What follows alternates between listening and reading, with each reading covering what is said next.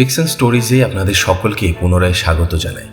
বাংলা ও বিশ্ব সাহিত্যের বিশিষ্ট লেখকদের অমূল্য গল্প সম্ভার দিয়ে সাজানো আমাদের এই ছোট্ট চ্যানেলটি। কালজয়ী লেখক শ্রী বিভূতিভূষণ বন্দ্যোপাধ্যায়ের লেখা কালজয়ী রচনা চাঁদের পাহাড় উপন্যাসটির আজ অন্তিম পর্ব। আগের পর্বগুলিতে আপনারা শুনেছেন শঙ্কর গ্রাম বাংলার প্রতিভাবান ছেলে, কাজের সন্ধানে আফ্রিকা পাড়ি দেয় এবং ইউগান্ডার এক প্রত্যন্ত গ্রাম্য রেলওয়ে স্টেশনে স্টোর কিপারের কাজে নিযুক্ত হয়। সেখানে থেকে শঙ্কর আফ্রিকার প্রাকৃতিক ও মনোরম দৃশ্যে অভিভূত হওয়ার সঙ্গে সঙ্গেই এর করাল এবং প্রাণঘাতী রূপের সঙ্গেও পরিচিত হয়। একদিন মাছ ধরে ফিরে আসার সময় শঙ্কর ডিয়েগো অ্যালভারেজ নামক এক শীর্ণ বৃদ্ধ পর্তুগিজ প্রসপেক্টরের দেখা পায়। তাকে সারিয়ে তোলার পরে তার মুখে ওর পূর্ব অভিযানের কথা শুনে শঙ্করও চাঁদের পাহাড় বা রিক্টাসভেল্ডের হীরের খনির উদ্দেশ্যে অভিযান করার সিদ্ধান্ত নেয়। দীর্ঘ বিপদসংকুল পথ পাড়ি দিয়ে ওরা দুজনে তাদের গন্তব্যে পৌঁছলেও সেই বহুকাঙ্ক্ষিত হীরের খনির সন্ধান পায় না। গভীর রাত্রে কয়েকবার বুনিপ নামক সেই কুখ্যাত বিভীষিকাকে খুব কাছ থেকে অনুভব করলেও ওদের প্রাণ দৈবক্রমে বেঁচে যায়। এরপর ওরা রিক্টাসভেল্ডের মহাপ্রলয়রূপী সান্তা আনা গ্রাৎসিয়া দা কর্ডোভা বা ওল্ডোনিও লেঙ্গায় আগ্নেয়গিরির ভয়ঙ্কর রূপ প্রত্যক্ষ করে। কোনো রকমে প্রাণে বেঁচে ওরা ভেল্ডের উল্টো দিকে গিয়ে তাঁবু ফেলে। ডেথ সার্কেল বা জঙ্গলের গোলক ধাঁধায় পড়ে যাওয়ার জন্য সেখান থেকে বেরোনোর পথ খুঁজতে অ্যালভারেজ সেই রাতে খুব উঁচু একটা গাছে ওঠে দিক নির্ণয়ের উদ্দেশ্যে। শঙ্কর তাঁবুতে একা থাকে। ঠিক সেই সময় বুনিপ নামক সেই ভয়ঙ্কর জন্তুটি আবার ওদের কাছাকাছি আসে। শঙ্করকে বাঁচাতে অ্যালভারেজ গাছ থেকে নেমে এসে গুলি চালায়, কিন্তু সেই বিভীষিকা শেষ পর্যন্ত অ্যালভারেজকে ভয়ঙ্করভাবে আহত করে চলে যায়। পরের দিন বিকেলে অ্যালভারেজ মৃত্যুবরণ করে। অ্যালভারেজের শেষকৃত্য সম্পন্ন করে শঙ্কর আবার চলতে শুরু করে। চলতে চলতেই এক চুনা পাথরের লবণাক্ত গুহার মধ্যে কৌতূহলবশত শঙ্কর ঢুকে যায়। কিছুক্ষণের মধ্যে সে বুঝতে পারে সে পথ হারিয়েছে। তড়িঘড়ি সেখান থেকে বেরোনোর চেষ্টা করে, কিন্তু সেই রৌরব অন্ধকারের মধ্যে থেকে পথ খুঁজে বেরোনো তার কাছে প্রায় অসম্ভব হয়ে পড়ে। দিন রাতের হিসেব ছাড়া ক্ষুধা তৃষ্ণায় জর্জরিত শঙ্কর হাতড়ে হাতড়ে বাঁচার পথ খুঁজতে থাকে। তার অবচেতন মন তাকে বলতে থাকে সে হয়তো মৃত্যু পথযাত্রী, কিন্তু তার অদম্য ইচ্ছাশক্তি তাকে এগিয়ে নিয়ে যায় জেতার আশায়। এরপর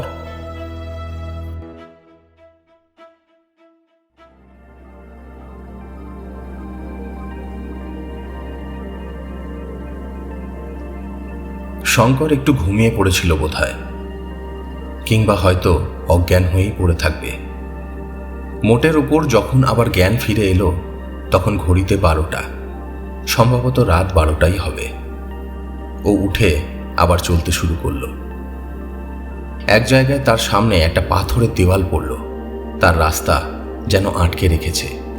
টর্চের রাঙা আলো একটিবার মাত্র জ্বালিয়ে সে দেখল যে দেওয়াল ধরে সে এতক্ষণ যাচ্ছিল তারই সঙ্গে সমকোণ করে এই দেওয়ালটা আড়াআড়িভাবে তার পথ রোধ করে দাঁড়িয়ে। হঠাৎ সে কান খাড়া করে শুনল অন্ধকারের মধ্যে কোথায় যেন ক্ষীণ জলের শব্দ পাওয়া যাচ্ছে না? হ্যাঁ, ঠিক জলের শব্দই বটে। কুলকুল কুলকুল ঝর্ণাধারার শব্দ, যেন পাথরের নুড়ির উপর দিয়ে মাঝে মাঝে বেঁধে জল বইছে কোথাও। ভালো করে শুনে ওর মনে হলো জলের শব্দটা হচ্ছে ওই পাথরের দেওয়ালের ওপারে। দেওয়ালে কান পেতে শুনে ও সে ধারণা আরো বদ্ধমূল হলো। দেওয়াল ফুঁড়ে যাবার উপযুক্ত ফাঁক আছে কিনা টর্চের রাঙা আলোয় সন্ধান করতে করতে এক জায়গায় খুব নিচু ও সংকীর্ণ প্রাকৃতিক রন্ধ্র দেখতে পেল। সেখান দিয়ে হামাগুড়ি দিয়ে অনেকটা গিয়ে হাতে জল ঠেকল। সন্তর্পণে উপরের দিকে হাত দিয়ে বুঝল সেখানটাতে দাঁড়ানো যেতে পারে। দাঁড়িয়ে উঠে ঘন অন্ধকারের মধ্যে কয়েক পা যেতেই স্রোতযুক্ত বরফের মতো ঠান্ডা জলে পায়ের পাতা ডুবে গেল। ঘন অন্ধকারের মধ্যেই নিচু হয়ে ও প্রাণ ভরে ঠান্ডা জল পান করে নিল।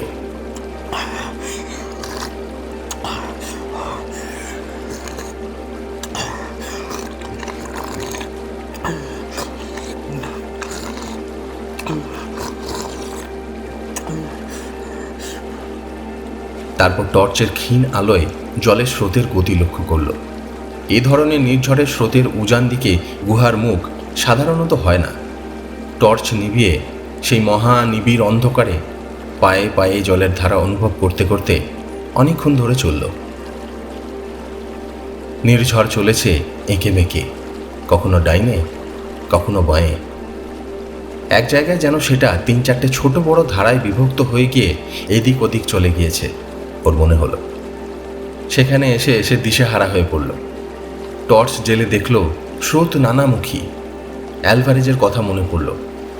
পথে চিহ্ন রেখে না গেলে এখানে আবার গোল পাকিয়ে যাওয়ার সম্ভাবনা। নিচু হয়ে চিহ্ন রেখে যাওয়ার উপযোগী কিছু খুঁজতে গিয়ে দেখল স্বচ্ছ নির্মল জলধারার এপারে ওপারে দুধারেই এক ধরনের পাথরের নুড়ি বিস্তর পড়ে আছে। সেই ধরনের পাথরের নুড়ির উপর দিয়ে প্রধান জলধারা বয়ে চলেছে।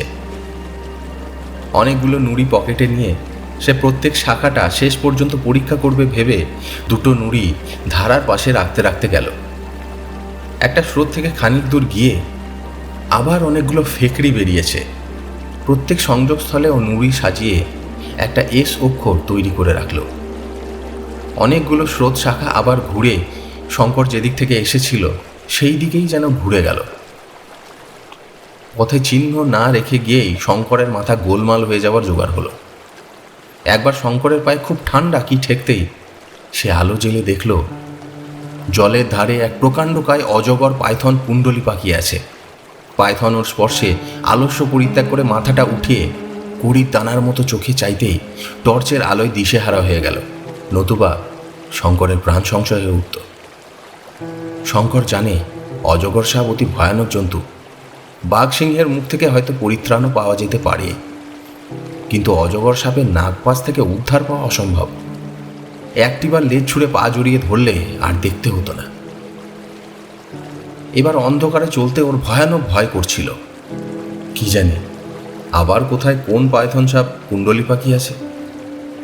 2-3টে স্রোত শাখা পরীক্ষা করে দেখবার পরে ও তার কৃত চিহ্নের সাহায্যে পুনরায় সংযোগস্থলে ফিরে এলো। প্রধান সংযোগস্থলে ও নুড়ি দিয়ে একটা ক্রস চিহ্ন করে রেখে গিয়েছিল। এবার ওরই মধ্যে যেটাকে প্রধান বলে মনে হলো সেটা ধরে চলতে গিয়ে দেখল সেও সোজা মুখে যায়নি, তারও নানা ফেকড়ি বেরিয়েছে কিছু দূরে গিয়ে। এক এক জায়গায় গুহার ছাদ এত নিচু হয়ে নেমে এসেছে যে কুঁজো হয়ে কোথাও বা মাজা দুমড়ে অশীতিপর বৃদ্ধের ভঙ্গিতে চলতে হয়। হঠাৎ এক জায়গায় টর্চ ফেলে সেই অতি ক্ষীণ আলোতেও শঙ্কর বুঝতে পারল গুহাটা সেখানে ত্রিভুজাকৃতি। সেই ত্রিভুজ গুহা যাকে খুঁজে বার না করতে পেরে মৃত্যুর দ্বার পর্যন্ত যেতে হয়েছিল। একটু পরেই দেখল বহু দূরে যেন অন্ধকারের ফ্রেমে আটা কয়েকটি নক্ষত্র জ্বলছে। গুহার মুখ। এবার আর ভয় নেই। এই যাত্রার মতো সে বেঁচে গেল।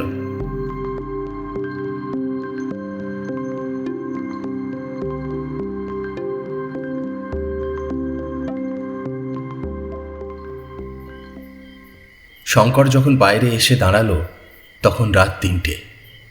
সেখানটায় গাছপালা কিছু কম। মাথার ওপর নক্ষত্র ভরা আকাশ দেখা যায়। রৌরবের মহা অন্ধকার থেকে পার হয়ে এসে রাত্রির নক্ষত্রালোকিত স্বচ্ছ অন্ধকার তার কাছে দ্বীপালোকখচিত নগর পথের মতো মনে হলো। প্রাণ ভরে এসে ভগবানকে ধন্যবাদ দিল এই অপ্রত্যাশিত মুক্তির জন্য। ভোর হলো। সূর্যের আলো গাছের ডালে ডালে ফুটল। শঙ্কর ভাবল এই অমঙ্গলজনক স্থানে আর এক দণ্ডও সে থাকবে না। পকেটে একখানা পাথরের নুড়ি তখনও ছিল। ফেলে না দিয়ে গুহার বিপদের স্মারকস্বরূপ সেখানে সে কাছে রেখে দিল। পরদিন এলিফ্যান্ট ঘাস দেখা গেল বনের মধ্যে। সেদিনই সন্ধ্যার পূর্বে অরণ্য শেষ হয়ে খোলা জায়গা দেখা দিল। রাত্রে শঙ্কর অনেকক্ষণ বসে ম্যাপ দেখল। সামনে যে মুক্ত প্রান্তরবৎ দেশ পড়ল এখান থেকে সেটা প্রায় 300 মাইল বিস্তৃত, একেবারে জামবেজি নদীর তীর পর্যন্ত। এই 300 মাইলের খানিকটা পড়েছে বিখ্যাত কালাহারি মরুভূমির মধ্যে, প্রায় 175 মাইল। অতি ভীষণ, জনমানবহীন, জলহীন, পথহীন মরুভূমি। মিলিটারি ম্যাপ দেখে অ্যালভারেজ নোট করেছে যে এই অঞ্চলের উত্তর পূর্ব কোণ লক্ষ্য করে একটি বিশেষ পথ ধরে না গেলে মাঝামাঝি পার হতে যাওয়ার মানেই মৃত্যু। ম্যাপে এর নাম দিয়েছে তৃষ্ণার দেশ। রোডেশিয়া পৌঁছতে পারলে যাওয়া অনেকটা সহজ হয়ে উঠবে, কারণ সেসব স্থানে মানুষ আছে। শঙ্কর এখানে অত্যন্ত সাহসের পরিচয় দিল। পথের এই ভয়ানক অবস্থা জেনে শুনেও সে দমে গেল না, হাত পাহারা হয়ে পড়ল না। এই পথে অ্যালভারেজ একা গিয়ে সলসবেরি থেকে টোটা ও খাবার কিনে আনবে বলেছিল।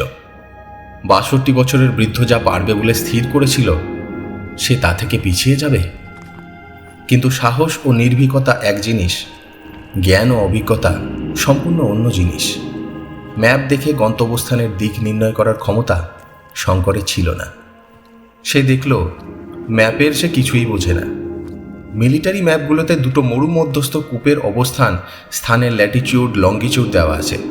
ম্যাগনেটিক নর্থ আর ট্রু নর্থ ঘটিত কি একটা গোলমেলে অঙ্ক কষে বার করত অ্যালভারেজ। শঙ্কর দেখেছে, কিন্তু শিখে নেয়নি। সুতরাং অদৃষ্টের উপর নির্ভর করা ছাড়া উপায় কি? অদৃষ্টের উপর নির্ভর করেই শঙ্কর এই দুস্তর মরুভূমিতে পাড়ি দিতে প্রস্তুত হল। ফলে দুদিন যেতে না যেতেই শঙ্কর সম্পূর্ণ দিকভ্রান্ত হয়ে পড়ল। ম্যাপ দৃষ্টে যে কোনো অভিজ্ঞ লোক যে জলাশয়ে চোখ বুজে খুঁজে বের করতে পারত, শঙ্কর তার ৩ মাইল উত্তর দিয়ে চলে গেল। অথচ তখন তার জল ফুরিয়ে এসেছে। নতুন পানীয় জল সংগ্রহ করে না নিলে জীবন বিপদাপন্ন হবে। প্রথমত শুধু প্রান্তর আর পাহাড়, ক্যাকটাস ও ইউফোবিয়ার বন, মাঝে মাঝে গ্রানাইটের স্তূপ। তারপর কি ভীষণ কষ্টের সে পথ চলা। খাদ্য নেই, জল নেই, পথ ঠিক নেই, মানুষের মুখ দেখা নেই। দিনের পর দিন শুধু সুদূর শূন্য দিকবলয় লক্ষ্য করে সে হতাশ পথযাত্রা। মাথার ওপর আগুনের মতো সূর্য, পায়ের নিচে বালি পাথর যেন জ্বলন্ত অঙ্গার। সূর্য উঠছে, অস্ত যাচ্ছে, নক্ষত্র উঠছে, চাঁদ উঠছে, আবার অস্ত যাচ্ছে।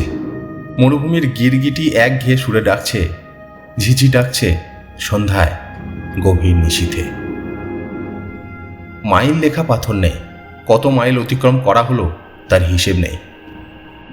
খাদ্য দু একটা পাখি, কখনো বা মরুভূমির বুজার শকুনি, যার মাংস জঠুর ও বিস্বাদ। এমনকি একদিন একটা পাহাড়ি বিষাক্ত কাঁকড়া বিছে, যার দংশনে মৃত্যু পর্যন্ত হতে পারে। তাও যেন পরম সুখাদ্য, মিললে মহা সৌভাগ্য। দুদিন ঘোর তৃষ্ণায় কষ্ট পাওয়ার পরে পাহাড়ের ফাটলে একটা জলাশয় পাওয়া গেল। কিন্তু জলের চেহারা লাল, কতকগুলো কি পোকা ভাসছে জলে। ডাঙায় কি একটা জন্তু মরে পচে ঢোল হয়ে আছে। সেই জলই আকণ্ঠ পান করে শঙ্কর প্রাণ বাঁচাল।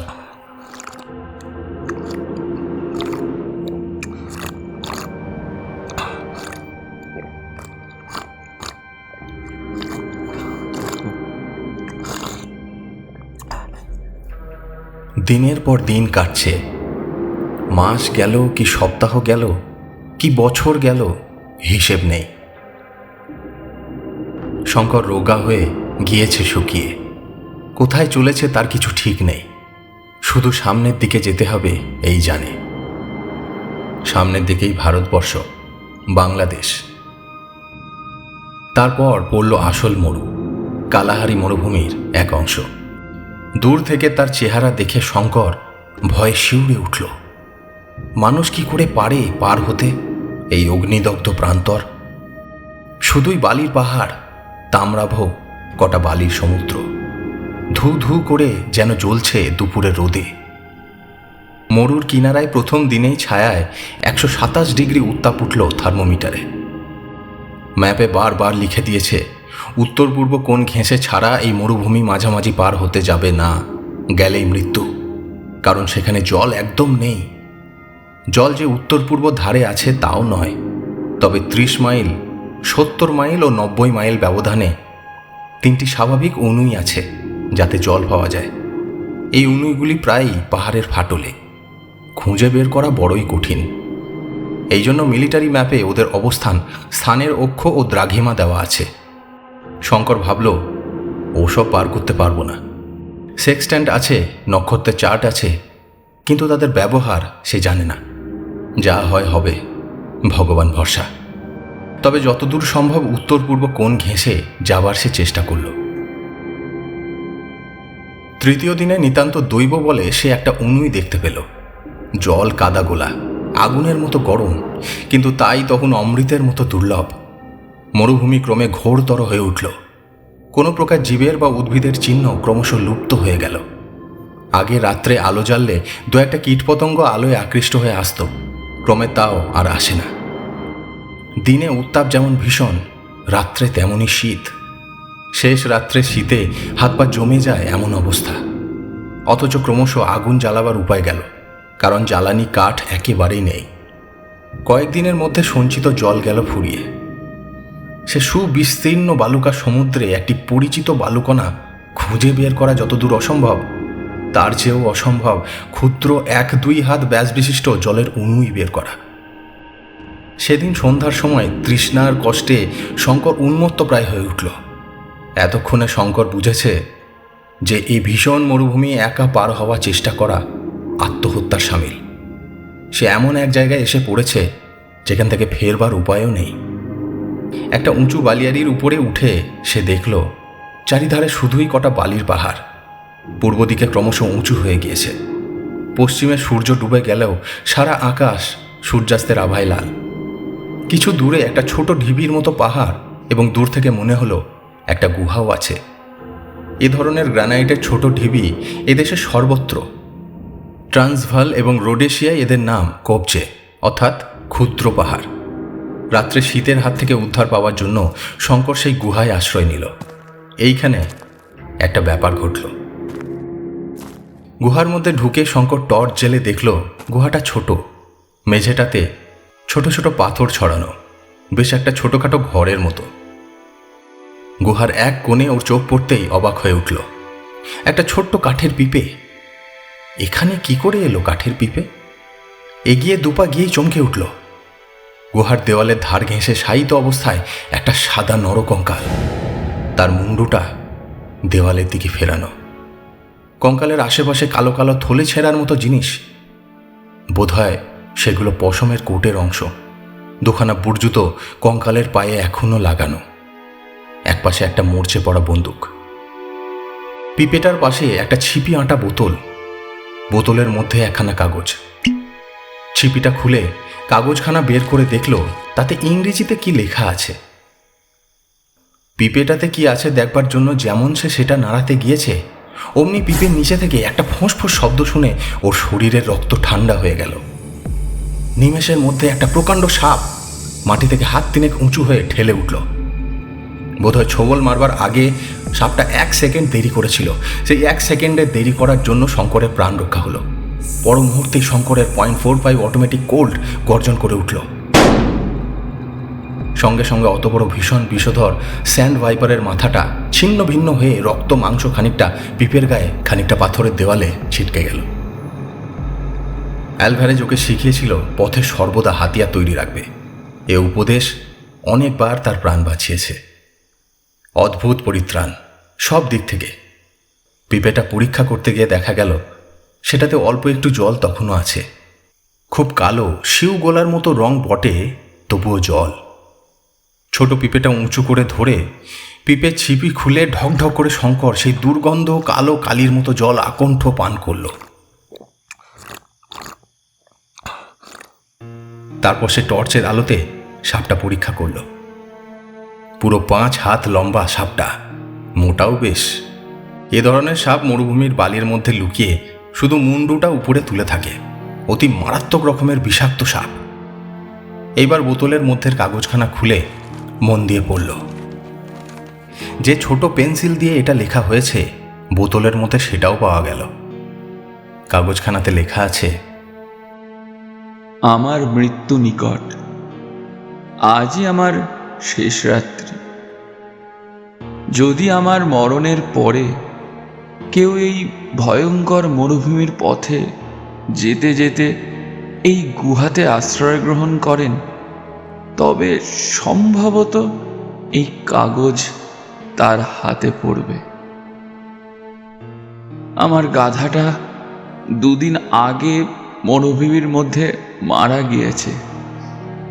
এক পিপে জল তার পিঠে ছিল, সেটা আমি এই গুহার মধ্যে নিয়ে এসে রেখে দিয়েছি। যদিও জ্বরে আমার শরীরও অবসন্ন, মাথা তুলবার শক্তি নেই, তার উপর অনাহারে শরীর আগের থেকেই দুর্বল। আমার বয়স ২৬ বছর। আমার নাম আত্তিলিও গাত্তি। ফ্লোরেন্সের গাত্তি বংশে আমার জন্ম।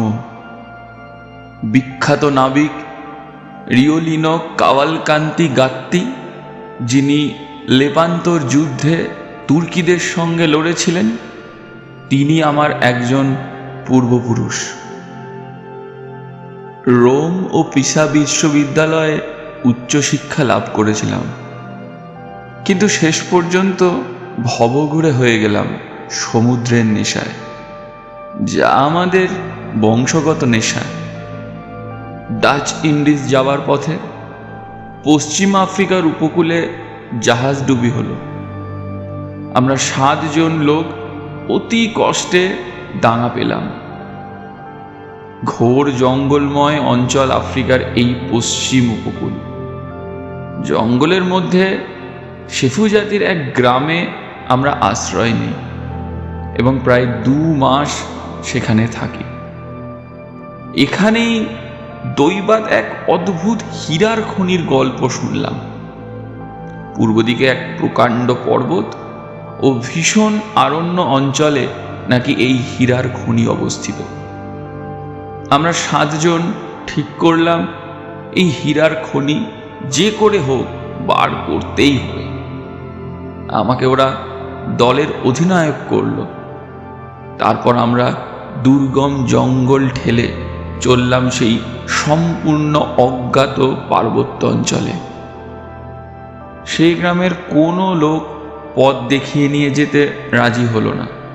তারা বলে তারা কখনো সে জায়গায় যায়নি, কোথায় তা জানে না। বিশেষত এক উপদেবতা নাকি সে বনের রক্ষক, সেখান থেকে হিরে নিয়ে কেউ আসতে পারে না। আমরা দম্বার পাত্র নই। পথে যেতে যেতে ঘোর কষ্টে বেঘোরে 2 জন সঙ্গী মারা গেল। বাকি 4 জন আর অগ্রসর হতে চায় না। আমি দলের অধ্যক্ষ, গাত্তি বংশে আমার জন্ম। পিছু হটতে আমি জানি না। যতক্ষণ প্রাণ আছে এগিয়ে যেতে হবে, এটাই জানি। আমি ফিরতে চাইলাম না। শরীর ভেঙে পড়তে চাইছে। আজ রাত্রেই আসবে সেই নিরবয় মৃত্যু দূত। বড় সুন্দর আমাদের ছোট্ট হ্রদ সেরিনা লাগ্রানো। ওরই তীরে আমার পৈতৃক প্রাসাদ কাস্তলি রিওলিনি। এত দূর থেকেও আমি সেরিনো লাগ্রানোর তীরবর্তী কমলা লেবুর বাগানের লেবু ফুলের সুগন্ধ পাচ্ছি। ছোট যে গির্জাটি পাহাড়ের নিচেই, তার রূপোর ঘণ্টার মিষ্টি আওয়াজ পাচ্ছি। না, এসব কি আবোল তাবোল লিখছি জ্বরের ঘোরে। আসল কথাটা বলি, কতক্ষণই বা আর লিখব। আমরা সেই পর্বতমালা, সেই মহা দুর্গম অরণ্যে গিয়েছিলাম। সে খনি বার করেছিলাম। যে নদীর তীরে হিরে পাওয়া যায়, এক বিশাল ও অতি ভয়ানক গুহার মধ্যে সে নদীর উৎপত্তি স্থান।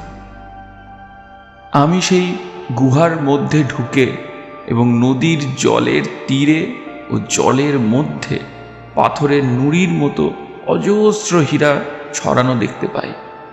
প্রত্যেক নুড়িটি টেট্রাহেড্রন ক্রিস্টাল, স্বচ্ছ ও হরিদ্রাব। লন্ডন ও অ্যামস্টারডামের বাজারে এমন হিরে নেই।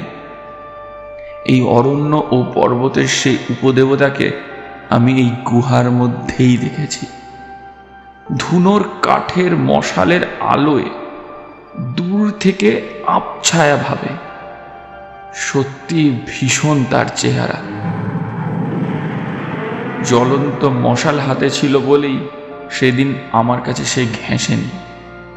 এই গুহাতেই সে সম্ভবত বাস করে। হীরার খনির সে রক্ষক। এই প্রবাদের সৃষ্টি সেই জন্যই বোধহয় হয়েছে। কিন্তু কি কুক্ষণেই হীরার সন্ধান পেয়েছিলাম, আর কি কুক্ষণেই সঙ্গীদের কাছে তা প্রকাশ করেছিলাম। ওদের নিয়ে আবার যখন সে গুহায় ঢুকি, হীরার খনি খুঁজে পেলাম না।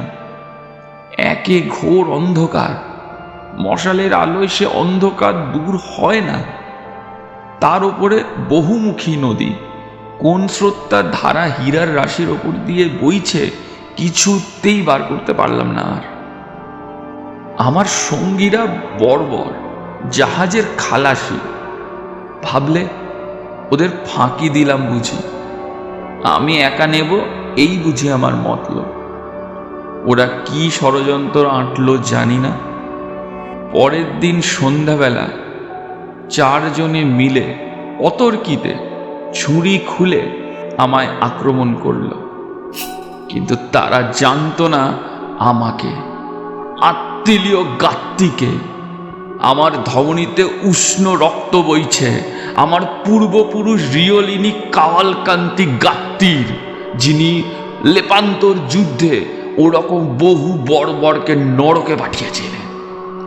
সান্টা কাটালিনার সামরিক বিদ্যালয়ে যখন আমি ছাত্র, আমাদের অঞ্চলের শ্রেষ্ঠ ফেন্সার অ্যান্টোনিও ড্রেফুসকে ছোড়ার ডুয়েলে জখম করি।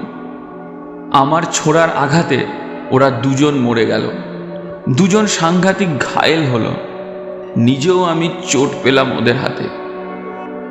আহত বদমাইশ দুটো সেই রাত্রেই ভবলীলা শেষ করল। ভেবে দেখলাম এখন এই গুহার গোলকধাঁধার ভেতর থেকে খনি খুঁজে হয়তো বার করতে পারবো না।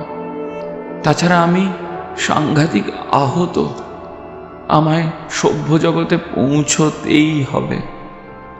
পূর্ব দিকের পথে ডাচ উপনিবেশে পৌঁছাবো বলে রওনা হয়েছিলাম, কিন্তু এই পর্যন্ত এসে আর অগ্রসর হতে পারলাম না। ওরা তল পেটে ছুরি মেরেছে, সেই ক্ষতস্থান উঠল বিষিয়ে, সেই সঙ্গে জ্বর। মানুষের কি লোভ তাই ভাবি। কেন ওরা আমাকে মারল? ওরা আমার সঙ্গী, একবারও তো ওদের ফাঁকি দেওয়ার কথা আমার মনে আসেনি। জগতের সর্বশ্রেষ্ঠ হীরার খনির মালিক আমি, কারণ নিজের প্রাণ বিপন্ন করে তা আমি আবিষ্কার করেছি। যিনি আমার এ লেখা পড়ে বুঝতে পারবেন, তিনি নিশ্চয়ই সভ্য মানুষ ও একজন খ্রিস্টান। তার প্রতি আমার অনুরোধ, আমাকে তিনি যেন খ্রিস্টানের উপযুক্ত খবর দেন। এই অনুগ্রহের বদলে ওই খনির সত্ত্ব আমি তাকে দিলাম। রানী সেবার ধনভাণ্ডারও এ খনির কাছে কিচ্ছু নয়। প্রাণ গেল যাক, কি আর করব। কিন্তু কি ভয়ানক মরুভূমি! একটা ঝিঝি পোকার ডাকও শোনা যায় না। এমন এক জায়গাও থাকতে পারে পৃথিবীতে?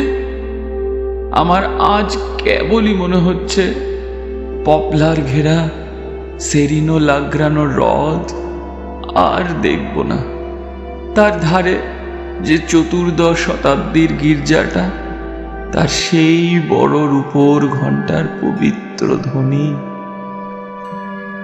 পাহাড়ের ওপরে আমাদের যে প্রাচীন প্রাসাদ কাস্তলে রিওলিনি, মুরদের দুর্গের মতো দেখায়। দূরে আম্ব্রিয়ার সবুজ মাঠ ও দ্রাক্ষা ক্ষেত্রের মধ্যে দিয়ে ছোট ডোরা নদী বয়ে যাচ্ছে। যাক, আবার কি প্রলাপ বকছি। গুহার দুয়ারে বসে আকাশের অগণিত তারা প্রাণ ভরে দেখছি শেষবারের জন্য। সাধু ফ্র্যাঙ্কোর সেই সৌরস্তোত্র মনে পড়ছে। স্তুত হন প্রভু মোর পবন সঞ্চার তরে, স্থির বায়ু তরে, ভগিনী মেদিনী তরে, নীল মেঘ তরে, আকাশের তরে, তারকা সংগৃহ তরে, সুদিন কুদিন তরে, দেহের মরণ তরে। আর একটা কথা, আমার 2 পায়ের জুতোর মধ্যে 5খানা বড় হীরা লুকানো আছে। তোমায় তা দিলাম হে অজানা পথিক বন্ধু। আমার শেষ অনুরোধটি ভুলো না। জননী মেরি তোমার মঙ্গল করুন। কমান্ডার আত্তিলিও গাত্তি, 1880 সাল, সম্ভবত মার্চ মাস। হতভাগ্য যুবক, তার মৃত্যুর পরে সুদীর্ঘ 30 বছর চলে গিয়েছে। এই 30 বছরের মধ্যে এই পথে হয়তো কেউ যায়নি, গেলেও গুহাটার মধ্যে ঢোকেনি। এতকাল পরে তার চিঠিখানা মানুষের হাতে পড়ল। আশ্চর্য এই যে কাঠের পিপেটাতে 30 বছর পরেও জল ছিল কি করে। কিন্তু কাগজখানা পড়েই শঙ্করের মনে হলো এই লেখায় বর্ণিত ওইটাই সেই গুহা, সে নিজে যেখানে পথ হারিয়ে মারা যেতে বসেছিল। তারপরে সে কৌতূহলের সঙ্গে কঙ্কালের পায়ের জুতো টান দিয়ে খসাতেই 5খানা বড় বড় পাথর বেরিয়ে এলো। এ অবিকল সেই পাথরের নুড়ির মতো, যা এক পকেট কুড়িয়ে অন্ধকারে গুহার মধ্যে সে পথে চিহ্ন করেছিল এবং যার একখানা তার কাছে রয়েছে। এ পাথরের নুড়ি তো রাশি রাশি সে দেখেছে গুহার মধ্যে সেই অন্ধকারময়ী নদীর জলস্রোতের নিচে, তার 2 তীরে। কে জানতো যে হীরের খনি খুঁজতে সে ও অ্যালভারেজ 7 সমুদ্র 13 নদী পার হয়ে এসে 6 মাস ধরে রিক্টার্সভেল্ড পার্বত্য অঞ্চলে ঘুরে ঘুরে হয়রান হয়ে গিয়েছে, এমন সম্পূর্ণ অপ্রত্যাশিতভাবে সে সেখানে গিয়ে পড়বে। হীরা যে এমন রাশি রাশি পড়ে থাকে পাথরের নুড়ির মতো, তাই বা কে ভেবেছিল? আগে এসব জানা থাকলে পাথরের নুড়ি সে 2 পকেট ভরে কুড়িয়ে বাইরে নিয়ে আসতো। কিন্তু তার চেয়েও খারাপ কাজ হয়ে গিয়েছে যে সে রত্নখনির গুহা যে কোথায়, কোন দিকে, তার কোনো নকশা করে আনেনি বা সেখানে কোনো চিহ্ন রেখে আসেনি, যাতে আবার তাকে খুঁজে নেওয়া যেতে পারে। সেই সুবিস্তীর্ণ পর্বত ও আরণ্য অঞ্চলের কোন জায়গায় সেই গুহাটার দৈবাত সে দেখেছিল, তা কি তার ঠিক আছে, না ভবিষ্যতে সে আবার সে জায়গা বের করতে পারবে? এই যুবকও তো কোনো নকশা করেনি, কিন্তু এই সাংঘাতিক আহত হয়েছিল রত্নখনি আবিষ্কার করার পরেই। এর ভুল হওয়া খুব স্বাভাবিক। হয়তো যা বার করতে পারত নকশা না দেখে, সে তা পারবে না। হঠাৎ অ্যালভারেজের মৃত্যুর পূর্বের কথা শঙ্করের মনে পড়ল। সে বলেছিল, শঙ্কর, চলো যাই, গুহার মধ্যে রাজভান্ডার লুকোনো আছে। তুমি দেখতে পাচ্ছ না? আমি দেখতে পাচ্ছি। তাঁবু উঠাও, চলো যাই। শঙ্কর তারপরে গুহার মধ্যেই নরকঙ্কালটা সমাধিস্থ করল। পিপেটা ভেঙে ফেলে তারই 2খানা কাঠে মরচে পড়া পেরেক ঠুকে ক্রুশ তৈরি করল ও সমাধির ওপর সেই ক্রুশটা পুঁতল। এছাড়া খ্রিস্ট ধর্মাচারী সমাধিস্থ করবার জন্য কোনো রীতি তার জানা নেই। তারপরে সে ভগবানের কাছে প্রার্থনা করল এই মৃত যুবকের আত্মার শান্তির জন্য। এসব শেষ করতে সারা দিনটা কেটে গেল। রাত্রে বিশ্রাম করে পরদিন আবার সে রওনা হলো। কঙ্কালের চিঠিখানা ও হীরাগুলি যত্ন করে সঙ্গে নিল। তবে তার মনে হয় ও অভিশপ্ত হীরার খনির সন্ধানে যে গিয়েছে সে আর ফেরেনি। আত্তিলিও গাত্তি ও তার সঙ্গীরা মরেছে, জিম কার্টার মরেছে, অ্যালভারেজ মরেছে। এর আগেই বা কত লোক মরেছে তার ঠিক কি? এইবার তার পালা। এই মরুভূমিতেই তার শেষ, এই বীর ইটালিয়ান যুবকের মতো। দুপুরে রোদে যখন দিকে দিগন্তে আগুন জ্বলে উঠল, একটা ছোট্ট পাথরের ঢিবির আড়ালে সে আশ্রয় নিল। 135 ডিগ্রি উত্তাপ উঠেছে তাপমান যন্ত্রে। রক্ত মাংসের মানুষের পক্ষে এই উত্তাপে পথ হাঁটা চলে না।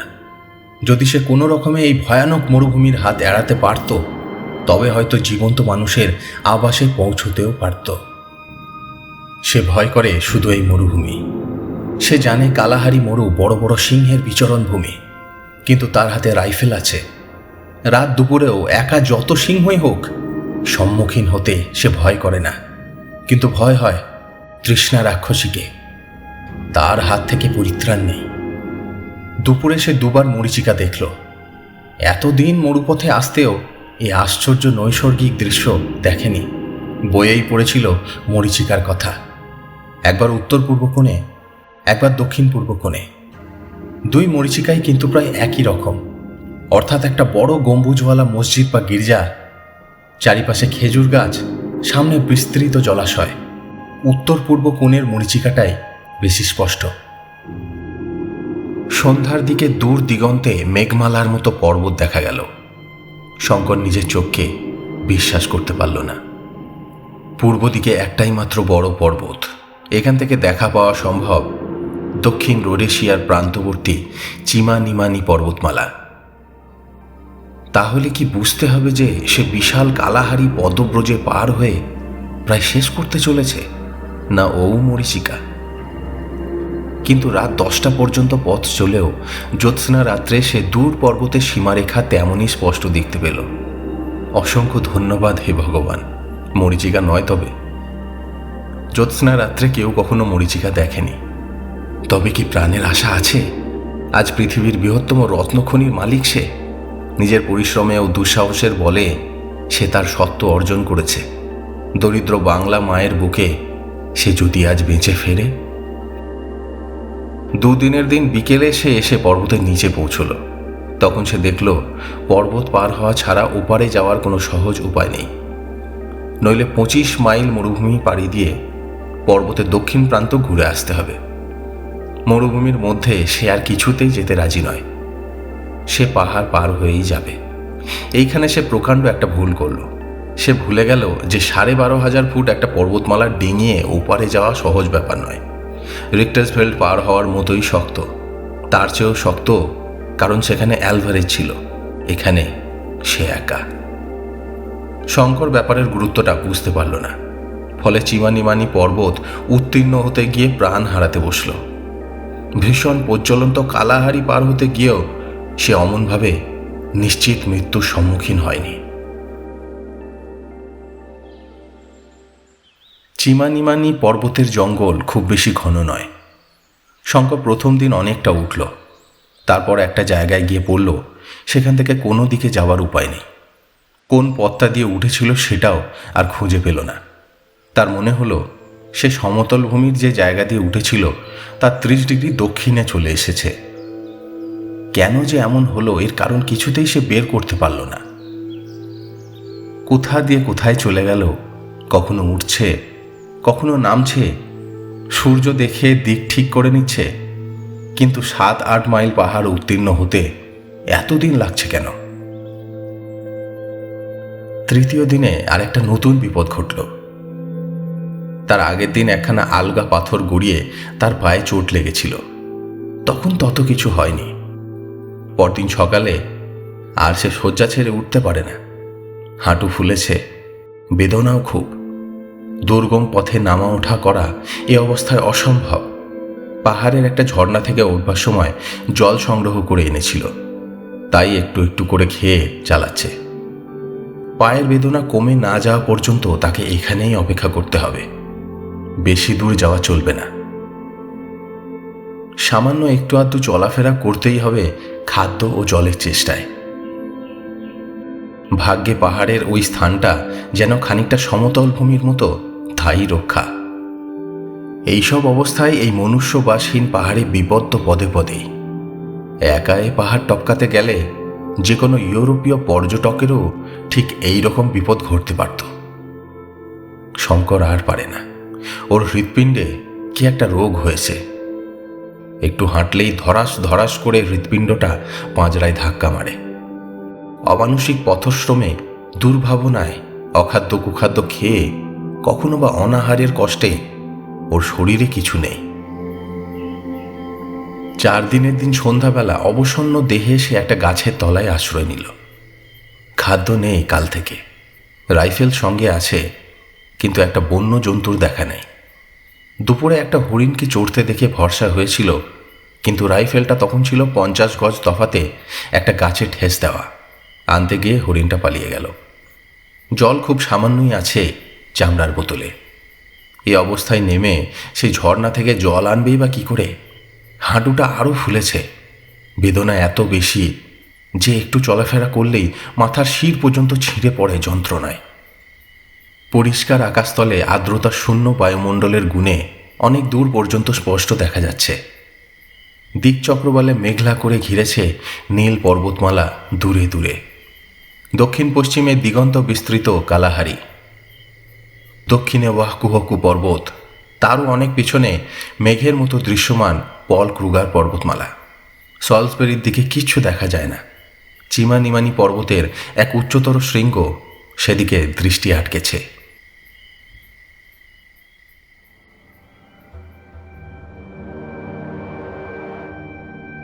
আজ দুপুর থেকে ওর মাথার ওপর শকুনির দল উড়েছে। এতদিন এত বিপদেও শঙ্করের যা হয়নি, আজ শকুনির দল মাথার ওপর উড়তে দেখে শঙ্করের সত্যিই ভয় হয়েছে। ওরা তাহলে কি বুঝেছে যে শিকার জোটবার বেশি দেরি নেই? সন্ধ্যার কিছু পরে কি একটা শব্দ শুনে চেয়ে দেখল পাশের শিলাখণ্ডের আড়ালে একটা ধূসর রঙের নেকড়ে বাঘ। নেকড়ের লম্বা ছুঁচালো কান দুটো খাড়া হয়ে আছে।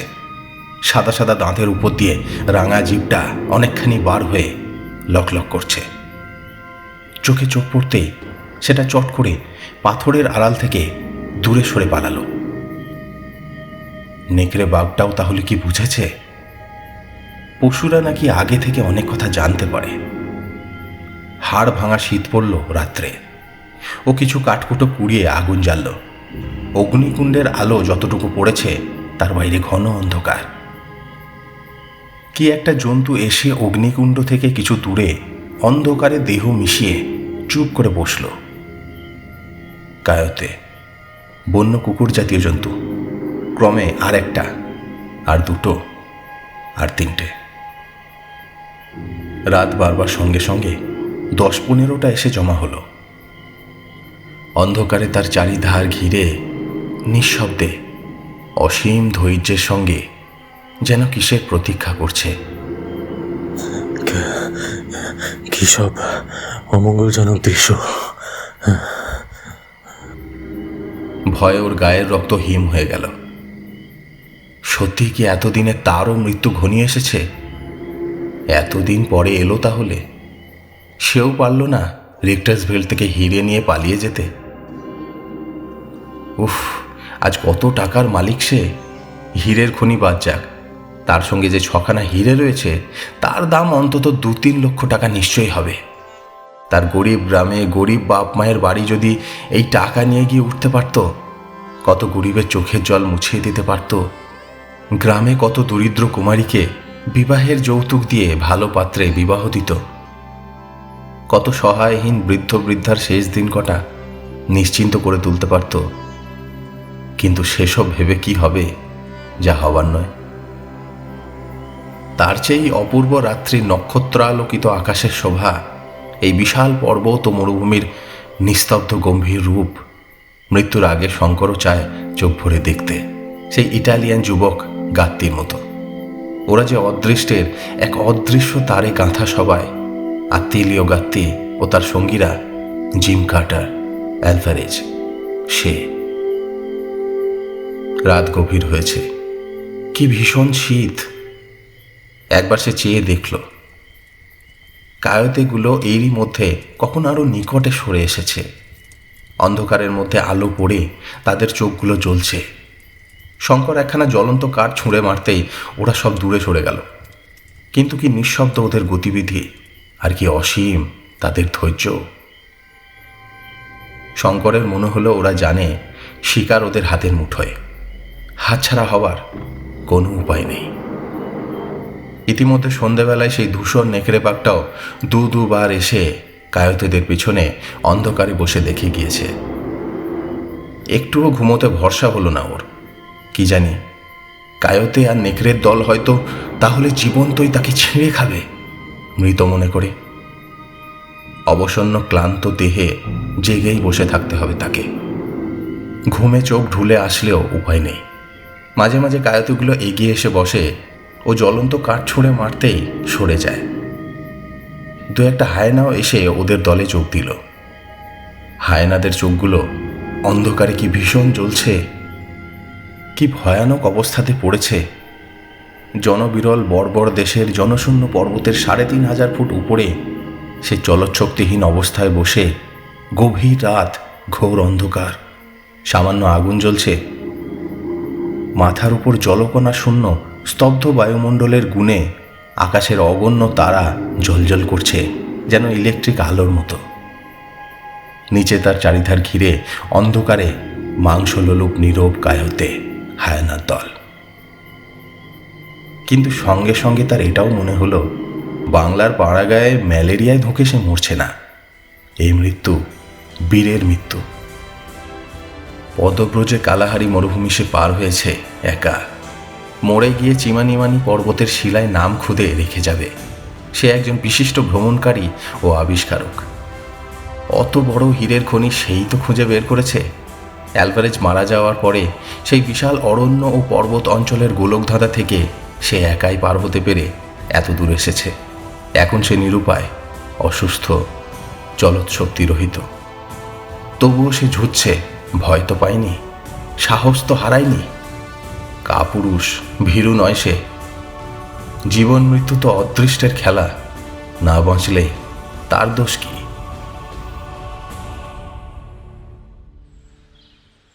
দীর্ঘ রাত্রি কেটে গিয়ে পূব দিকে ফর্সা হলো। সঙ্গে সঙ্গে বন্য জন্তুর দল কোথায় পালালো? বেলা বাড়ছে, আবার নির্মম সূর্য জ্বালিয়ে পুড়িয়ে দিতে শুরু করেছে দিক বিদিক। সঙ্গে সঙ্গে শকুনির দল কোথা থেকে এসে হাজির। কেউ মাথার উপর ঘুরছে, কেউ বা দূরে দূরে গাছের ডালে কি পাথরের উপর বসেছে। খুব ধীরভাবে প্রতীক্ষা করছে। ওরা যেন বলছে, কোথায় যাবে বাছা ধন? যে কদিন লাফালাফি করবে করে নাও, আমরা বসি, এমন কিছু তাড়াতাড়ি নেই আমাদের। শঙ্করের খিদে নেই, খাবার ইচ্ছেও নেই, তবুও সে গুলি করে একটা শকুনি মারল। রৌদ্র ভীষণ চড়েছে, আগুন তাতা পাথরের গায়ে পা রাখা যায় না। এ পর্বত মরুভূমির সামিল, খাদ্য এখানে মেলে না, জলও না। সে মরা শকুনিটা নিয়ে আগুন জেলে ঝলসাতে বসল। এর আগে মরুভূমির মধ্যেও সে শকুনির মাংস খেয়েছে। এরাই এখন প্রাণ ধারণের একমাত্র উপায়। আজ ও খাচ্ছে ওদের, কাল ওরা খাবে ওকে। শকুনিগুলো এসে আবার মাথার উপর জুটেছে। তার নিজের ছায়া পড়েছে পাথরের গায়ে। সে নির্জন স্থানে শঙ্করের উদ্ভ্রান্ত মনে ছায়াটা যেন আরেকজন সঙ্গী মনে হলো। বোধহয় ওর মাথা খারাপ হয়ে আসছে, কারণ বেঘোর অবস্থায় ও কতবার নিজের ছায়ার সঙ্গে কথা বলতে লাগলো। কতবার পরক্ষণের সচেতন মুহূর্তে নিজের ভুল বুঝে নিজেকে সামলে নিল। সে পাগল হয়ে যাচ্ছে নাকি? জ্বর হয়নি তো? তার মাথার মধ্যে ক্রমশ গোলমাল হয়ে যাচ্ছে সব।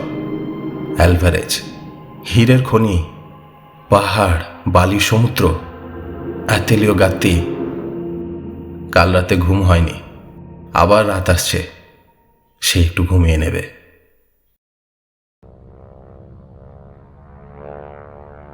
কিসের শব্দে ও তন্দ্রা ছুটে গেল। একটা অদ্ভুত ধরনের শব্দ আসছে কোন দিক থেকে, কোনো পরিচিত শব্দের মতো নয়। কিসের শব্দ? কোন দিক থেকে শব্দটা আসছে তাও বোঝা যায় না, কিন্তু ক্রমশ কাছে আসছে সেটা। হঠাৎ আকাশের দিকে শঙ্করের চোখ পড়তেই সে অবাক হয়ে চেয়ে রইল। তার মাথার উপর দিয়ে আকাশের পথে বিকট শব্দ করে একটা জিনিস যাচ্ছে। ওটা কি এরোপ্লেন? সে বইয়ে ছবি দেখেছে বটে। এরোপ্লেন যখন ঠিক মাথার উপর এলো, শঙ্কর চিৎকার করলো, কাপড় ওড়ালো, গাছের ডাল ভেঙে নাড়ল।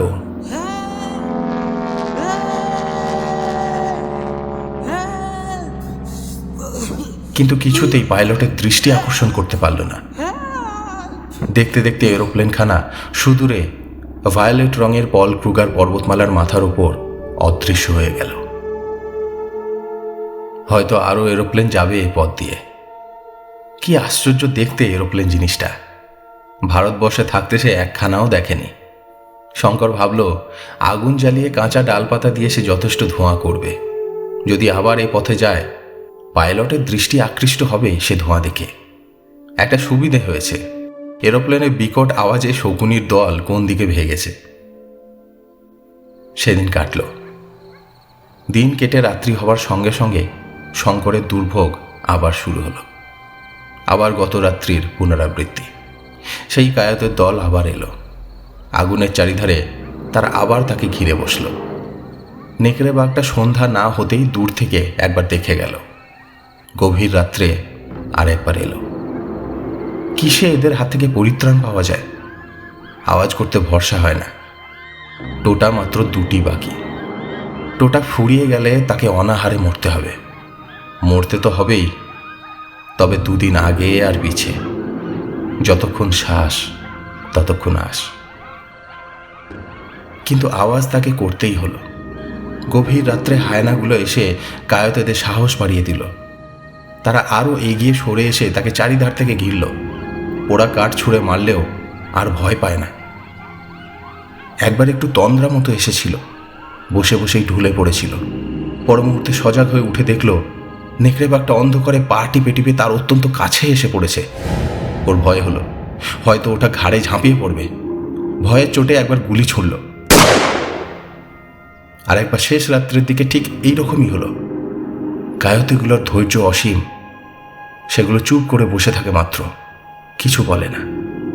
কিন্তু নেকড়ে বাঘটা ফাঁক খুঁজছে। রাত ফর্সা হওয়ার সঙ্গে সঙ্গে দুঃস্বপ্নের মতো অন্তর্হিত হয়ে গেল কায়তে, হায়না ও নেকড়ের দল। সঙ্গে সঙ্গে শঙ্করও আগুনের ধারে শুয়েই ঘুমিয়ে পড়ল।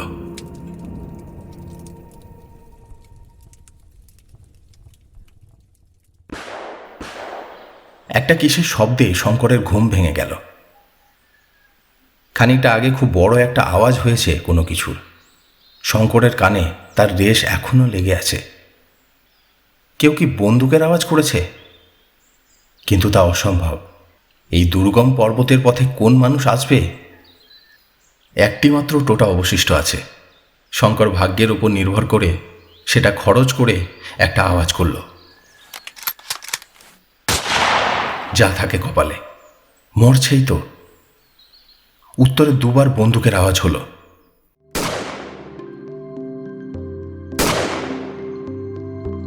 আনন্দে উত্তেজনায় শঙ্কর ভুলে গেল যে তার পা খোঁড়া, ভুলে গেল যে সে এক টানা বেশি দূর যেতে পারে না, আর তার টোটা নেই।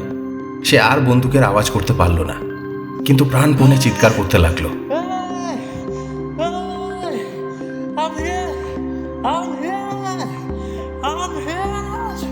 গাছের ডাল ভেঙে নাড়তে লাগলো। আগুন জ্বালাবার কাঠকুটোর সন্ধানে চারিদিকে আকুল দৃষ্টিতে চেয়ে দেখতে লাগলো।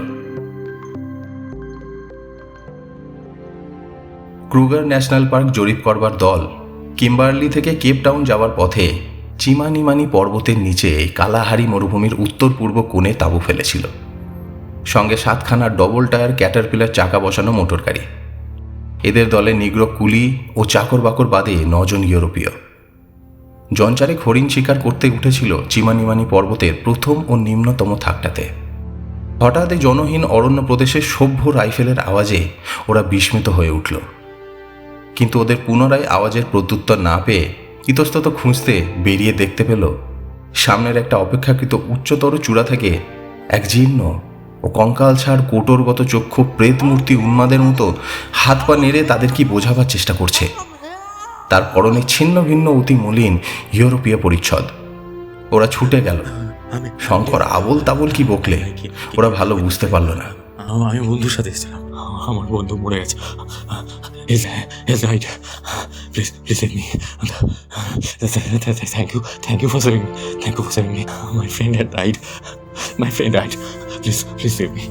Alvarez is no more. Please save me. India থাকি, আই লিভ ইন ইন্ডিয়া। যত্ন করে ওকে নামিয়ে পাহাড়ের নিচে ওদের ক্যাম্পে নিয়ে এলো। ওর জিনিসপত্র নামিয়ে আনা হয়েছিল। তখন ওকে বিছানায় শুইয়ে দেওয়া হলো। কিন্তু এই ধাক্কায় শঙ্করকে বেশ ভুগতে হলো। ক্রমাগত অনাহারে, কষ্টে, উদ্বেগে, অখাদ্য কুখাদ্য ভক্ষণের ফলে তার শরীর খুব জখম হয়েছিল। সেই রাত্রেই তার বেজায় জ্বর এলো। জ্বর এসে অঘোর অচৈতন্য হয়ে পড়ল। কখন যে মোটর গাড়ি ওখান থেকে ছাড়লো, কখন যে তারা সলসবেরিতে পৌঁছলো, শঙ্করের কিছুই খেয়াল নেই। সেই অবস্থায় 15 দিন সে সলসবেরির হাসপাতালে কাটিয়ে দিল। তারপর ক্রমশ সুস্থ হয়ে মাসখানেক পরে একদিন সকালে হাসপাতাল থেকে ছাড়া পেয়ে বাইরের রাজপথে এসে দাঁড়ালো। সলসবেরি, কতদিনের স্বপ্ন। আজ সে সত্যি একটা বড় ইউরোপীয় ধরনের শহরের ফুটপাতে দাঁড়িয়ে। বড় বড় বাড়ি, ব্যাংক, হোটেল, দোকান, পিচঢালা চওড়া রাস্তা, একপাশ দিয়ে ইলেকট্রিক ট্রাম চলছে, জুলু রিক্সাওয়ালা রিক্সা টানছে, কাগজওয়ালা কাগজ বিক্রি করছে। সবই যেন নতুন, যেন এসব দৃশ্য জীবনে কখনো দেখেনি। লোকালয়ে তো এসেছে, কিন্তু সে একেবারে কপর্দক শূন্য। এক পেয়ালা চা খাবার পয়সাও তার কাছে নেই। কাছে একটা ভারতীয় দোকান দেখে তার বড় আনন্দ হলো। কতদিন যে দেখেনি স্বদেশবাসীর মুখ। দোকানদার মেমন মুসলমান, সাবান ও গন্ধদ্রব্যের পাইকারি বিক্রেতা। খুব বড় দোকান। শঙ্করকে দেখেই সে বুঝল এ দুস্থ ও বিপদগ্রস্ত। নিজে 2 টাকা সাহায্য করল ও একজন বড় ভারতীয় সওদাগরের সঙ্গে দেখা করতে বলে দিল। টাকা দুটি পকেটে নিয়ে শঙ্কর আবার পথে এসে দাঁড়াল। আসবার সময় বলে এলো, অসীম ধন্যবাদ টাকা দুটির জন্যে। আমি আপনার কাছে ধার নিলাম। আমার হাতে পয়সা এলে আপনাকে কিন্তু এ টাকা নিতে হবে। সামনে একটা ভারতীয় রেস্টুরেন্ট। সে ভালো কিছু খাবার লোভ সম্বরণ করতে পারল না। কতদিন সে সভ্য খাদ্য মুখে দেয়নি। সেখানে ঢুকে 1 টাকার পুরি, কচুরি, হালুয়া, মাংসের চপ পেট ভরে খেল। সেই সঙ্গে 2-3 পেয়ালা কফি। চায়ের টেবিলে একখানা পুরনো খবরের কাগজের দিকে তার নজর পড়ল। তাতে একটা জায়গায় বড় বড় অক্ষরে হেডলাইনে লেখা আছে, national park survey parties singular experience, a lonely Indian found in the desert, dying of thirst and exhaustion, his strange story. Shankar দেখল তার একটা ফটো কাগজে ছাপা হয়েছে। তার মুখে একটা সম্পূর্ণ কাল্পনিক গল্পও দেওয়া হয়েছে। এরকম গল্প সে কারো কাছে করেনি। খবরের কাগজখানার নাম সলসবেরি ডেইলি ক্রনিকল। সে খবরের কাগজের অফিসে গিয়ে নিজের পরিচয় দিল। তার চারিপাশে ভিড় জমে গেল। ওকে খুঁজে বের করবার জন্য রিপোর্টারের দল অনেক চেষ্টা করেছিল বলে জানা গেল। সেখানে চিমানিমানি পর্বতে পা ভেঙে পড়ে থাকার গল্প বলে ও ফটো তুলতে দিয়ে শঙ্কর 50 টাকা পেল। ও থেকে সে আগে সেই সহৃদয় মুসলমান দোকানদারের টাকা দুটি দিয়ে দিল। ওদের দৃষ্ট আগ্নেয়গিরিটা সম্বন্ধে সে কাগজে একটা প্রবন্ধ লিখল। তাতে আগ্নেয়গিরিটারও নামকরণ করল মাউন্ট অ্যালভারেজ। তবে মধ্য আফ্রিকার অরণ্যে লুকানো একটা বড় আস্ত জীবন্ত আগ্নেয়গিরির এই গল্প কেউ বিশ্বাস করল, কেউ বা করল না। অবশ্য রত্নের গুহার বাষ্পও সে কাউকে জানতে দেয়নি। দলে দলে তাহলে লোক ছুটবে ওর সন্ধানে। তারপরে একটা বইয়ের দোকানে গিয়ে সে একরাশ ইংরাজি বই ও মাসিক পত্রিকা কিনল। বই পড়েনি কতকাল। সন্ধ্যায় একটা সিনেমায় ছবি দেখল। কতকাল পরে রাত্রে হোটেলের ভালো বিছানায় ইলেকট্রিক আলোর তলায় শুয়ে বই পড়তে পড়তে সে মাঝে মাঝে জানালা দিয়ে নিচের প্রিন্স অ্যালবার্ট ভিক্টর স্ট্রিটের দিকে চেয়ে চেয়ে দেখছিল। ট্রাম যাচ্ছে নিচে দিয়ে, জুলু রিক্সাওয়ালা রিক্সা চালিয়ে নিয়ে যাচ্ছে, ভারতীয় কফিখানায় টুনটুন করে ঘন্টা বাজছে, মাঝে মাঝে 2-4খানা মোটরও যাচ্ছে। এর সঙ্গে মনে হলো আরেকটা ছবি। সামনে আগুনের কুণ্ড, কিছু দূরে বৃত্তাকারে ঘিরে বসে আছে কায়োতে ও হায়নার দল। ওদের পেছনে নেকড়েটার 2 গোল গোল চোখ আগুনের ভাটার মতো জ্বলছে অন্ধকারের মধ্যে। কোনটা স্বপ্ন? চিমানিমানি পর্বতে যাপিত সেই ভয়ঙ্কর রাত্রি, না আজকের এই রাত্রি? ইতিমধ্যে সলসবেরিতে সে একজন বিখ্যাত লোক হয়ে গেল। রিপোর্টারের ভিড়ে তার হোটেলের হল সবসময় ভর্তি। খবরের কাগজের লোক আসে তার ভ্রমণ বৃত্তান্ত ছাপাবার কন্ট্রাক্ট করতে, কেউ আসে ফটো নিতে। আত্তিলিও গাত্তির কথা সে ইটালিয়ান কনসাল জেনারেলকে জানালো। তার আপিসের পুরনো কাগজপত্র ঘেঁটে জানা গেল আত্তিলিও গাত্তি নামে একজন সম্ভ্রান্ত ইটালিয়ান যুবক 1879 সালের আগস্ট মাসে পর্তুগিজ পশ্চিম আফ্রিকার উপকূলে জাহাজডুবি হওয়ার পরে নামে। তারপর যুবকটির আর কোনো পাত্তা পাওয়া যায়নি। তার আত্মীয় স্বজন ধনী ও সম্ভ্রান্ত লোক। 1890-95 সাল পর্যন্ত তারা তাদের নিরুদ্দিষ্ট আত্মীয়ের সন্ধানের জন্য পূর্ব পশ্চিম ও দক্ষিণ আফ্রিকার কনসুলেট আপিসকে জ্বালিয়ে খেয়েছিল। পুরস্কার ঘোষণা করাও হয়েছিল তার সন্ধানের জন্য। 1895 সাল থেকে তারা হাল ছেড়ে দিয়েছিল। পূর্বোক্ত মুসলমান দোকানদারটির সাহায্যে সে ব্ল্যাক মুন স্ট্রিটের বড় জহুরি রাইডাল ও মর্সবির দোকানে 4খানা পাথর 32,500 টাকায় বিক্রি করল। বাকি দুখানার দর আরও বেশি উঠেছিল, কিন্তু শঙ্কর সেই দুখানা পাথর তার মাকে দেখাবার জন্য দেশে নিয়ে যেতে চায়। এখন বিক্রি করতে তার ইচ্ছে নেই।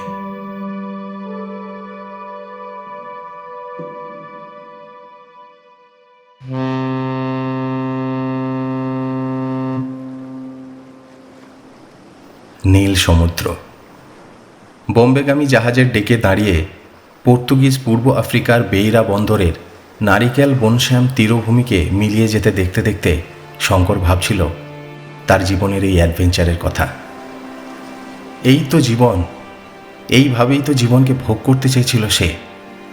মানুষের আয়ু মানুষের জীবনের ভুল মাপকাঠি। 10 বছরের জীবন উপভোগ করেছে সে এই 1.5 বছরে। আজ সে শুধু একজন ভবঘুরে পথিক নয়, একটা জীবন্ত আগ্নেয়গিরির সহ আবিষ্কারক। মাউন্ট অ্যালভারেজকে সে জগতে প্রসিদ্ধ করবে। দূরে ভারত মহাসমুদ্রের পারে জননী জন্মভূমি পুণ্যভূমি ভারতবর্ষের জন্য এখন মন তার চঞ্চল হয়ে উঠেছে। তার মনটি উৎসুক হয়ে আছে। কবে দূর থেকে দৃশ্যমান বোম্বাইয়ের রাজাবাই টাওয়ারের উঁচু চূড়োটা মাতৃভূমির উপকূলের সান্নিধ্য ঘোষণা করবে। তারপর বাউল কীর্তন গান মুখরিত বাংলাদেশের প্রান্তে তাদের শ্যামল ছোট পল্লী। সামনে আসছে বসন্তকাল। পল্লীপথে যখন একদিন সজনে ফুলের দল পথ বিছিয়ে পড়ে থাকবে, বউ কথা কও ডাকবে ওদের বড় বকুল গাছটায়, নদীর ঘাটে গিয়ে লাগবে ওর ডিঙি। বিদায় অ্যালভারেজ বন্ধু। স্বদেশে ফিরে যাওয়ার এই আনন্দের মুহূর্তে তোমার কথাই আজ মনে হচ্ছে। তুমি সেই দলের মানুষ, সারা আকাশ যাদের ঘরের ছাদ, সারা পৃথিবী যাদের পায়ের চলার পথ। আশীর্বাদ করো তোমার মহারণ্যের নির্জন সমাধি থেকে, যেন তোমার মতো হতে পারি জীবনে। অমনি সুখে দুঃখে নিষ্পৃহ, অমনি নির্ভীক। বিদায় বন্ধু আত্তিলিও গাত্তি। অনেক জন্মের বন্ধু ছিলে তুমি।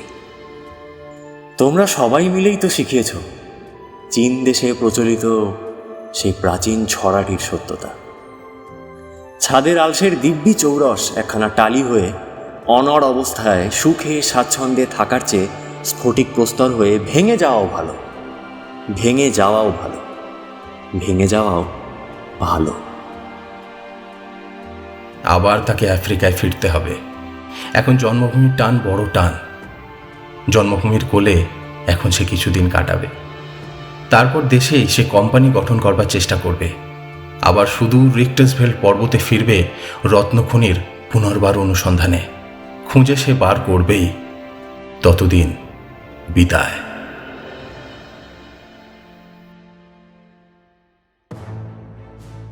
সলসবেরি থাকতে সে সাউথ রোডেশিয়ান মিউজিয়ামের কিউরেটর প্রসিদ্ধ জীবতত্ত্ববিদ ডক্টর ফিটজেরাল্ডের সঙ্গে দেখা করেছিল, বিশেষ করে বুনিপের কথাটা তাকে বলবার জন্য। দেশে আসবার কিছুদিন পরে ডক্টর ফিটজেরাল্ডের কাছ থেকে শঙ্কর একখানি পত্র পায়। তাতে লেখা ছিল, the South Rhodesian museum, Salisbury, Rhodesia, South Africa, January 12, 1911। প্রিয় মিস্টার চৌধুরী, আপনার প্রতি দেওয়া প্রতিশ্রুতি পূরণ করতেই এই চিঠি লিখছি। আপনার রিক্টাসভেল্ড পর্বতমালার অরণ্যে দেখা সেই অদ্ভুত 3 আঙ্গুলওয়ালা প্রাণীর বিবরণ নিয়ে আমার মতামত জানাতে। আমার নথিপত্র ঘেঁটে দেখলাম আপনার আগে আরো কয়েকজন অভিযাত্রী ওই অঞ্চলে গিয়ে একই ধরনের ঘটনার উল্লেখ করেছেন। বিশেষত প্রখ্যাত প্রকৃতিবিদ স্যার রবার্ট ম্যাককালাক, যার প্রতিবেদন দুর্ভাগ্যবশত গত বছর তার আকস্মিক মৃত্যুর কারণে প্রকাশিত হয়নি। সবকিছু ভেবে আমি এই সিদ্ধান্তে পৌঁছেছি যে আপনি যে প্রাণীটিকে দেখেছেন তা কোনো অলৌকিক দানব নয়, বরং এক বিরল প্রজাতির বৃহৎ মানবাকৃতি বানর। গরিলার ঘনিষ্ঠ আত্মীয় হলেও আকারে অনেক বড় এবং স্বভাবে আরো হিংস্র। রোয়েনজোরি ও ভিরুঙ্গা পর্বতের গরিলাদের তুলনায় এরা অনেক ভয়ঙ্কর। দিন দিন এদের সংখ্যা কমে আসছে, আর যে সামান্য কয়েকটি বেঁচে আছে তারা অত্যন্ত লাজুক, উচ্চভূমির গভীর অরণ্যে লুকিয়ে থাকে। তাই সাধারণত এদের দেখা পাওয়া প্রায় অসম্ভব। কেবলমাত্র ভাগ্যবান অভিযাত্রীরাই এদের এক ঝলক দেখতে পান, যদিও সেই সৌভাগ্যের সঙ্গে সমান ঝুঁকিও জড়িয়ে থাকে। আপনার সাহস ও সৌভাগ্যের জন্য আন্তরিক অভিনন্দন জানাচ্ছি। আপনার বিশ্বস্ত জে.জি. ফিটজেরাল্ড। শুনছিলেন কালজয়ী লেখক শ্রী বিভূতিভূষণ বন্দ্যোপাধ্যায়ের লেখা কালজয়ী রচনা চাঁদের পাহাড়। গল্প পাঠে ইমরান। শঙ্করের চরিত্রে অভিনয় করেছেন শুভাশিস, জিম কার্টার ও আত্তেলিও গাত্তির চরিত্রে শুভ্রাঞ্জন, ইঞ্জিনিয়ার সাহেব, ইউরোপীয় শিকারী ও ডক্টর ফিটজেরাল্ডের চরিত্রে অর্ণব, শঙ্করের মায়ের চরিত্রে সেমন্তী, রামেশ্বর মুখুজ্জের স্ত্রীর চরিত্রে চন্দনা, গুজরাতি স্টেশন মাস্টার ও অ্যালবুকার্কের চরিত্রে প্রদীপ্ত, ট্রেনের গার্ড প্রসাদ দাস বন্দ্যোপাধ্যায়, কাফির সর্দার এবং দিয়েগো অ্যালভারেজের চরিত্রে ইমরান, আবহ ও সম্পাদনায় ইমরান। চাঁদের পাহাড়ের মতো বিখ্যাত এক রচনাকে পুনরুজ্জীবিত করার আমাদের এই প্রচেষ্টা আপনাদের কেমন লাগলো অবশ্যই কমেন্ট বক্সে আমাদের জানান। সঙ্গে থাকুন এবং শুনতে থাকুন ফিকশন স্টোরিজ।